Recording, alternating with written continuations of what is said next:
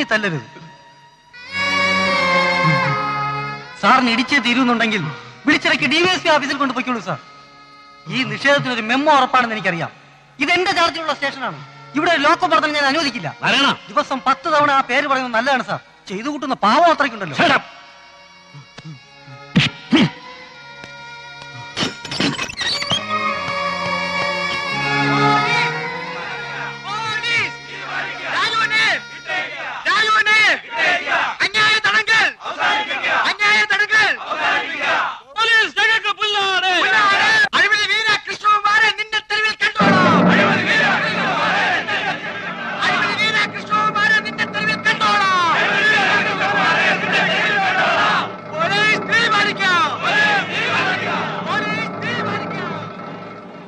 Sir, അവനെ lockup ചെയ്തതും മറ്റവനെ വിട്ടയച്ചതും ഗുലുമാലായെന്നാ തോന്നുന്നത്. സ്റ്റേഷന്റെ മുന്നിൽ ഒരുപാട് ജനം തടിച്ചു കൂടിയിട്ടുണ്ട്. അവർ ഏത് നിമിഷവും വയലന്റ് ആവാം. താനും തന്റെ പോലീസുകാരും തൽക്കാലം അനങ്ങാനും അമറാനൊന്നും പോകണ്ട. അത് മാത്രമല്ല, ആ SI നാരായണൻ നാരങ്ങയൊക്കെ അവിടെ നിക്കട്ടോ. സാർ, അവനെ ശരിക്കും ചാദിച്ചിട്ടുണ്ടല്ലോ. സാർ, അത് മതി സാർ.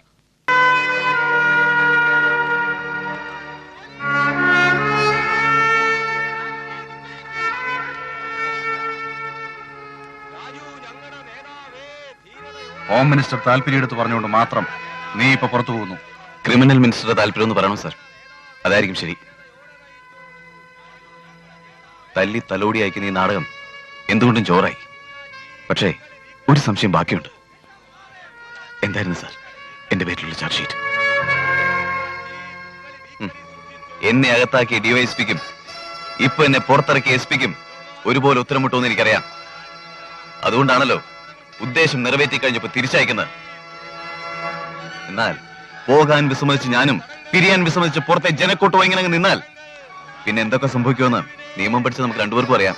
പ്രസ്താവിക്കാനുള്ളതൊക്കെ ഒരു കടലാസ് എഴുതി തന്ന ഉപകാരം. ഒരു റിട്ടേൺ കംപ്ലൈന്റ് തരാം. അങ്ങോട്ടല്ല, കോടതിയിലേക്ക്. പക്ഷേ ഞാനത് ചെയ്യാത്തത് കേസും കോടതിയൊക്കെ ആയിട്ട് ഒരു പാവം സബ് ഇൻസ്പെക്ടർ ജീവിതം തുലയ്ക്കണ്ടല്ലോ എന്നോർത്താ. ആ പാവ സബ് ഇൻസ്പെക്ടർക്കുള്ള ഡിപ്പാർട്ട്മെന്റ് പാരിതോഷികം ഇപ്പൊ തന്നെ ഓർഡർ ആയിട്ടുണ്ട്. ഓ, ട്രാൻസ്ഫർ അല്ലെങ്കിൽ സസ്പെൻഷൻ. സത്യസന്ധമായി ഡ്യൂട്ടി ചെയ്യുന്നവന് സ്ഥിരം ടൈപ്പ് ചെയ്ത് കൊടുക്കുന്ന ആ ഒരു ഏർപ്പാടല്ലേ നിങ്ങൾക്കറിയൂ. നിങ്ങളൊക്കെ നന്നാവാൻ വലിയ വിഷമമാണ് സാർ. അയ്യോ, അങ്ങനെ ശ്രമിച്ചുകൊള്ളരുതേ. ഞങ്ങളും നന്നാ ശ്രമിച്ചോട്ടെ. നന്നാവില്ല സാർ, ഒരിക്കലും. ബന്ധിന്റെ പേരിൽ ഒരു പാവം വൃദ്ധനെ നടുറോട്ടിലിട്ട് തല്ലിച്ചാച്ചനെതിരെ പ്രതികരിച്ചാണ് ഞാൻ ചെയ്ത തെറ്റെങ്കിൽ ഇനി വരുന്ന ഓരോ ബന്ധിനും എന്നെ പോലുള്ളവരെ തളയ്ക്കാൻ ഈ ലോക്കപ്പ് നിങ്ങൾക്ക് മതിയാവില്ല സാർ. ശബ്ദിക്കുന്നവന് ലോക്കപ്പും അക്രമികൾക്ക് നടുറോഡും പതിച്ചു കൊടുത്ത് എല്ലാ ബന്ധുക്കളും സമാധാനപരമെന്ന് വിധിക്കുന്ന 2 or 3 നിയമവഞ്ചകരെയാണ് നിയമപാലകരെന്ന് വിളിക്കുന്നെങ്കിൽ ഇതെല്ലാം നിശബ്ദം ക്ഷമിച്ചും സഹിച്ചും പുറത്തും കഴിയുന്ന ഈ മഹാഭൂരിപക്ഷത്തിന്റെ പേരെന്താണ് സാർ? അപരാധികളെന്നോ? എങ്കിൽ ഈ അപരാധികളായ ഞങ്ങൾ ഈ പോലീസ് പുരയ്ക്ക് മുമ്പിൽ വെച്ച് ഒരു ദൃഢപ്രതിജ്ഞയ്ക്ക് കൈകോർക്കുകയാണ്. ബന്ധിനെ പേടിച്ച് അടഞ്ഞു കിടക്കുന്ന കടകമ്പോളങ്ങൾ നമ്മൾ തുറപ്പിക്കും. ഒരു ചില്ല് പോലും പൊടിയാതെ ഈ നാട്ടിലുള്ള വാഹനങ്ങൾ നമ്മൾ ഓടിപ്പിക്കും.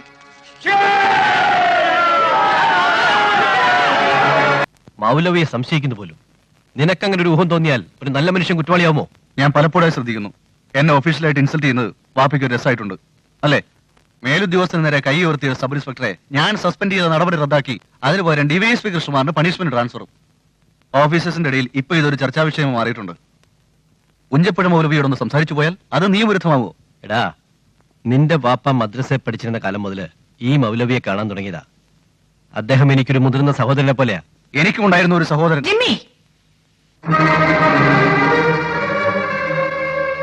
ഞാൻ അദ്ദേഹത്തെ അറസ്റ്റ് ചെയ്യാനല്ലോ വാപ്പ പോകുന്നത്. അന്വേഷണത്തിനിടയിൽ എനിക്ക് തോന്നിയ ചില സ്വാഭാവിക സംശയങ്ങൾ അത് ചോദിക്കുന്നു, അത്രയല്ലേ ഉള്ളൂ. ഹോം മിനിസ്റ്ററുടെ സ്പെഷ്യൽ കൺസൾട്ട് ഞാൻ വാങ്ങിയിട്ടുണ്ട്. മൗലവിയെ സംശയിക്കുന്നത് ഒരു സമുദായത്തെ മൊത്തത്തിൽ സംശയിക്കുന്നതിന് തുല്യമായി മാറും. ആ സമൂഹത്തിന്റെ മനസാക്ഷിയെ കുത്തിനോവിച്ചവൻ എന്ന പേരുദൂഷ്യവും നിനക്കുണ്ടാവും. സ്വന്തം സമുദായത്തിന്റെ കാര്യം വന്നപ്പോ ചോറ് തളച്ചു അല്ലേ? ഞാൻ മതഭ്രാന്തനാണല്ലടാ.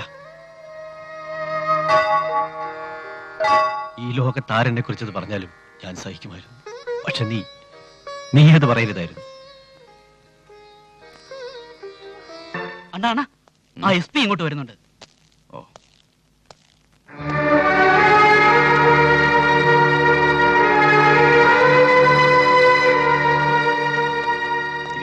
ഇരിക്കാനല്ല വന്നത്, ഒരു കാര്യം അറിയാനാ. ഒന്നുകിൽ ഒരു ഗ്രൂപ്പിനെ തന്നെ പൂർണ്ണമായി രക്ഷിക്കാൻ, അല്ലെങ്കിൽ ഏതോ ഒരു തിമിംഗലത്തിന്റെ സാമൂഹ്യ ഭാഗി തകരാതിരിക്കാൻ കഠിന തടവും രാജ്യദ്രോഹി എന്ന പരിഹാസപ്പേരും വാങ്ങി നീ സാക്രിഫൈസ് ചെയ്തത് ഇതിലാർക്കു വേണ്ടി? Tell me. പറയാം, പക്ഷേ അതിനു മുമ്പ് എനിക്ക് നഷ്ടപ്പെട്ടതെല്ലാം തിരിച്ചു തരാൻ നിനക്ക് പറ്റോ? നിനക്കൊരു വിചാരമുണ്ട്, നീ മാത്രമാണ് സമർത്ഥനെന്ന്. മറ്റൊരു ക്രിമിനലിന് വേണ്ടി സ്വയം ക്രിമിനലായി മാറുന്ന ഏഴാം കൂലി സാമർഥ്യം.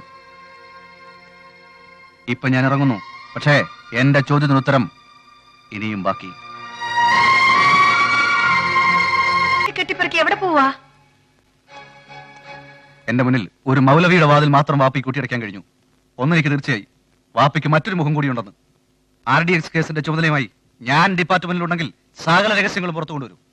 ഇന്ന് പോലീസിന്റെയും ജനങ്ങളുടെയും മധ്യത്തിൽ വെച്ച് വാപ്പ എനിക്ക് നേടുന്ന അപമാനം നാളെ ഞാൻ അഭിമാനമാക്കി മാറ്റിയില്ലെങ്കിൽ നോക്കിക്കോ. നീ എന്തൊക്കെയാ വാപ്പയോട് പറയുന്നത്? ഇല്ലുമ്മ, ഇനി എനിക്ക് എന്റെ വഴി, വാപ്പയ്ക്ക് വാപ്പയുടെ വഴി.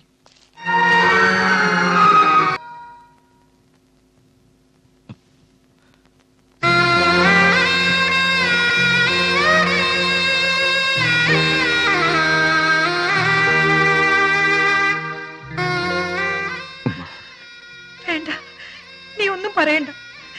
സ്നേഹിക്കാനും ലാളിക്കാനുമുള്ള കൊതി കൊണ്ടല്ല നിങ്ങളെ എടുത്ത് വളർത്തിയത് മോനെ. മയ്യത്ത് കട്ടില് ചുമക്കാനെങ്കിലും മക്കൾ ഉപകരിക്കുമെന്ന് കരുതി.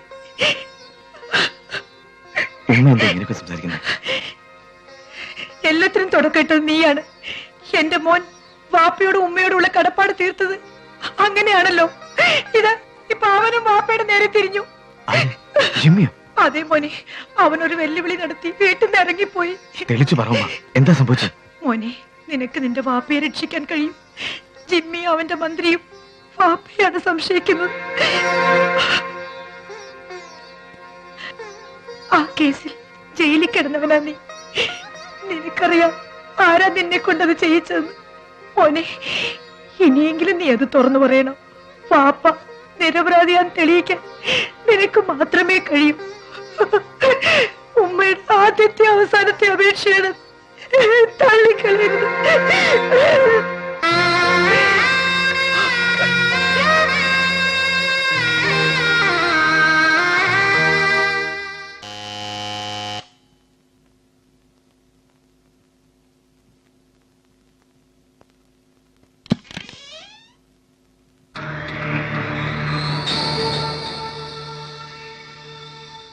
നീ അന്വേഷിക്കുന്ന പ്രതി ഞാൻ തന്നെ, മറ്റാരുമല്ല. അത് നീ മാത്രം തീരുമാനിച്ച പോരല്ലോ. പിന്നെ ആരാണെന്ന് തെളിയിക്കാൻ നിനക്ക് പറ്റോ? സംശയം വേണ്ട, ഞാനത് തെളിയിച്ചിരിക്കും. നിന്റെ ഉന്നം എനിക്ക് മനസ്സിലാവുന്നുണ്ട്. നീ സംശയിക്കുന്ന വാപ്പയെ മൗലവിയാണെന്ന് എനിക്കറിയാം. നിന്റെ സഞ്ചാരം തെറ്റായ വഴിയിലൂടെയാ. വാപ്പയും മൗലവിയും നീയും ഒക്കെ നിരപരാധികൾ. എങ്കിൽ പിന്നെ അപരാധികൾ ആരെന്ന് കൂടി പറഞ്ഞാ കൊള്ളാം. നിന്റെ തലയ്ക്ക് മുകളിൽ തന്നെ ഉണ്ട്. അറസ്റ്റ് ചെയ്യാനുള്ള ധൈര്യം ഉണ്ടോ നിനക്ക്? ഉണ്ടാവില്ലെന്ന് എനിക്കറിയാം, പക്ഷേ വാപ്പയെ തൊട്ട് കളിക്കരുത്.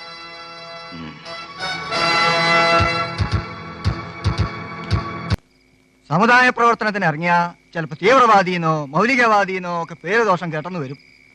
മോനെ, നിങ്ങളെ രണ്ടെണ്ണത്തിനെയും ഇടം കൈയിലും വലം കൈയിലും ചേർത്ത് അബ്ദുറഹിമാൻ ഇവിടേക്ക് വന്നത് ഇന്നലത്തെ പോലെ തന്നെ എന്റെ കൺമുമ്പിലുണ്ട്. പിള്ളേരെ ഇസ്ലാമായിട്ട് വളർത്താൻ പറഞ്ഞപ്പോഴും സമുദായത്തിന് ആളെ കൂട്ടാൻ വേണ്ടിയല്ല ഞാൻ മക്കളെ ദത്തെടുത്തത് എന്നായിരുന്നു ആ നല്ല മനുഷ്യന്റെ മറുപടി. സമൂഹത്തിന്റെ മുറുമുറുപ്പുകൾക്ക് ചെവി കൊടുക്കാതെ നിന്നെയും അവനെയും രാജുവും ജിമ്മിയുമായിട്ടാണ് ഇതുവരെ വളർത്തിയത്, അല്ലാതെ നാസറോ ജാഫറോ ആയിട്ടല്ല. അങ്ങനെയുള്ളൊരു മനുഷ്യ സ്നേഹിന്റെ മക്കളാകാൻ ഭാഗ്യം ഉണ്ടായത് തന്നെ 100 പുണ്യാടാ. ആ, നമ്മളെ വിസ്തരിക്കാൻ ഓനിങ്ങ് വരട്ടെ, പറഞ്ഞു കൊടുക്കാം. അതാടോ രാഷ്ട്രീയം, അതാടോ ജനാധിപത്യം. ഈ കാക്കി കുപ്പായം നിനക്ക് ചേരില്ല. നിനക്ക് ചേരുന്ന ഒരു കുപ്പായം താമസിയാതെ ഉണ്ടാവും. സെൻട്രൽ ജയിലിലെ പ്രിസണറുടേത്. അതൊരുക്കുന്നത് നിന്റെ മകൻ തന്നെയായിരിക്കും. സാർ ഒന്ന് പറഞ്ഞോട്ടെ, സാർ ഈ പറയുന്നതെല്ലാം എന്തിനാ പുറത്തുള്ളവരെ കേൾപ്പിക്കുന്നത്?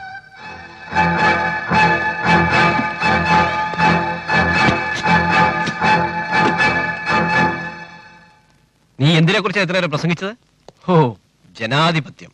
നിന്നെ പോലൊരു തേർഡ് റേറ്റ് രാഷ്ട്രീയ ക്രിമിനലിന് ജനാധിപത്യത്തെ കുറിച്ച് സംസാരിക്കാൻ അവകാശം എന്താണടാ? കട്ടും വ്യഭിചരിച്ചും പാവം പോലീസുകാരന്റെ നെഞ്ചത്ത് നിരങ്ങിയും അധികാരം ആഘോഷിക്കുന്ന നീ ഊറ്റം കൊള്ളേണ്ടത് ജനാധിപത്യത്തെ കുറിച്ചല്ല. കൂടെ പിറന്ന പെങ്ങളെയും കൂടെ കിടന്ന ഭാര്യയും വരെ ദിവാന്റെയും പേഷ്കാരുടെയും കിടപ്പറകളിൽ കൊണ്ടെത്തിച്ച് അണാ പൈസയ്ക്ക് വരെ കണക്ക് പറഞ്ഞിരുന്ന ഒരു കിട്ണപിള്ളയുണ്ടല്ലോ, പുഴുത്തു വീഴും വരെ ഗാന്ധി തൊപ്പിക്കുള്ളിൽ കറുപ്പും കഞ്ചാവും നിറച്ച് വഴിക്കച്ചവടം നടത്തിയിരുന്ന ഒരു കള്ള സ്വാതന്ത്ര്യ സമര സേനാനി, നിന്റെ തന്ത. അവിടെ അവനോട് പോയി പറയടാ നിന്റെ പുളിച്ച ജനാധിപത്യം. സാമ്പത്തിക കുംഭകോണങ്ങളിൽ തലയിട്ട് രാഷ്ട്രീയം ഉത്സവമാക്കുന്ന നിന്റെ രാഷ്ട്രീയ മൂപ്പന്മാർക്കും കണ്ടംപ്റ്റ് സെല്ലിൽ അടയ്ക്കപ്പെടേണ്ട നിന്നെ പോലത്തെ ബോൺ ക്രിമിനലുകൾക്കും സല്യൂട്ട് ചെയ്യേണ്ടി വരുന്നതാടാ എന്നെ പോലെ ആത്മാഭിമാനമുള്ള പോലീസ് ഓഫീസർമാരുടെ ശാപം. Kerala police was the number 1 police force in India. അതിനെ വെറും 4-ാം കിട കൂലിപ്പട്ടാളമാക്കി മാറ്റിയ rascal. This is my resignation letter. ഈ കുപ്പായത്തിന്റെ സഹായമില്ലാതെ തന്നെ RDX കേസ് ഞാൻ തെളിയിച്ചിരിക്കും. നിന്റെ കസേരയ്ക്കിനി ദിവസങ്ങളുടെ ആയുസ് മാത്രം. Now count down your days.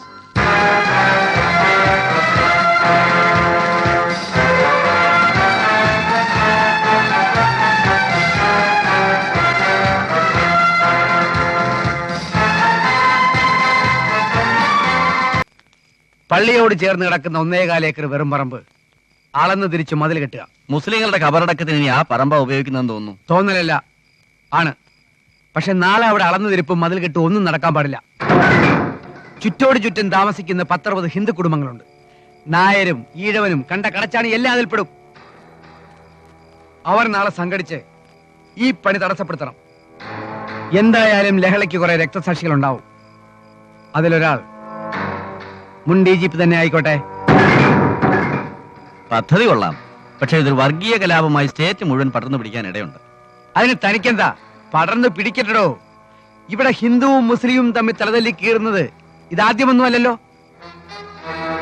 വർഷത്തിൽ 1-2 വർഗീയ ലഹള, അങ്ങിങ് 5-6 ബോംബ് സ്ഫോടനം, തീവണ്ടി അട്ടിമറി, പോലീസ് വെടിവെപ്പ്, ഇങ്ങനെയൊക്കെയാണോ ഇവിടുത്തെ ജനപ്പെരുപ്പം പിടിച്ചു നിർത്തുന്നത്? ആ, രാജപ്പനും ഉസ്മാനും ചെല്ല്. ഇനി സമയം കളയണ്ട.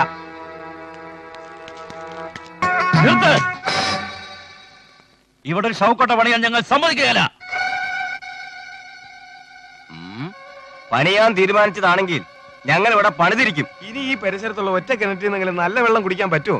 എലിയും പട്ടിയും ചത്തു കഴിഞ്ഞാൽ മുനിസിപ്പാലിറ്റി വെള്ളം കുടിക്കാം. ചുമ്മാ പ്രസംഗിക്കാതോ രാമനായരെ. ഏതവൻ തടഞ്ഞാലും ഞങ്ങൾ മതിൽ കിട്ടും. ഇവിടെ ഞങ്ങൾ കബറും പണിയും. എന്നാൽ അതിൽ ആദ്യം അടക്കുന്നത് നിന്റെ വാപ്പയായിരിക്കും. എന്നാലും ഒന്ന് കാണണമല്ലോ. അറിയണോ അവനെ?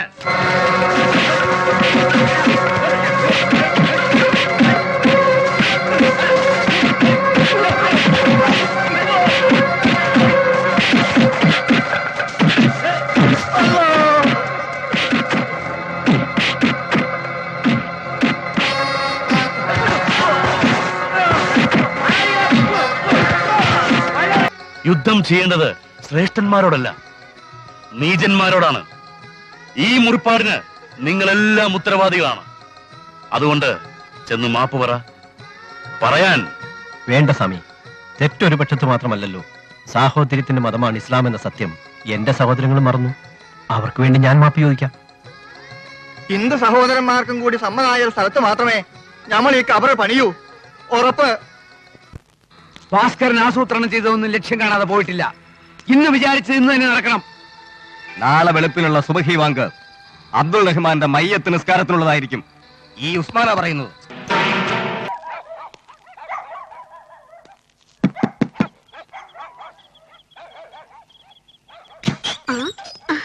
നല്ല ആളാ. മെലിങ്ങാന്ന് വരാമെന്ന് പറഞ്ഞു പോയിട്ട്. അതൊക്കെ പിന്നെ പറയാം. എന്റെ ക്ലാരേ, ഈ കോളനിയിലെ മനുഷ്യരെക്കാൾ ഏറെ പട്ടികളാണോടി. എന്തൊരു കൊര.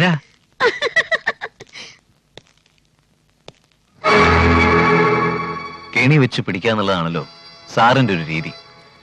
സാറിനെ അങ്ങനെ തന്നെ ആവട്ടെ എന്ന് കരുതി. എന്താ പേടിച്ചു പോയോ? മിണ്ടരുത്, കൊന്നുകളെ ഞാൻ.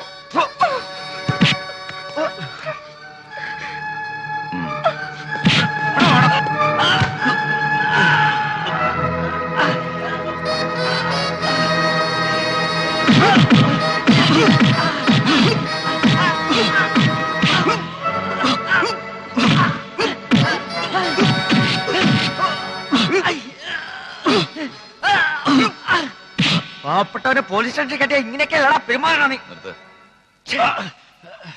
RDX ആർക്ക് വേണ്ടി കടത്തി? പറടാ പറയാം.